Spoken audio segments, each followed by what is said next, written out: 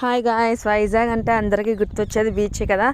మన వైజాగ్ బీచ్ రోడ్లో international flight melon 2026 జరుగుతుంది. ఆఫ్టర్ 10 years తర్వాత జరుగుతుంది. ఇది 15 నుంచి స్టార్ట్ అవుతుంది. సో 16 మాకు జర్నీ ఉండడం, మాకు వెళ్ళడానికి చూడడానికి అవ్వదు కాబట్టి ఇంకా మేము 15నే వెళ్ళాము. అప్పటికి ఇంకా అన్నీ రెడీ అవుతున్నాయి, ఫుల్గా స్టార్ట్ అవ్వలేదు. సో మేము వెళ్ళి చూసొద్దామని చెప్పి అలా బీచ్ రోడ్ మొత్తం ఫుల్ బిజీగా ఉంది, అస్సలు ఖాళీ లేదు ఫ్రెండ్స్. ట్రాఫిక్ అయితే ఫుల్ ట్రాఫిక్ చూడండి.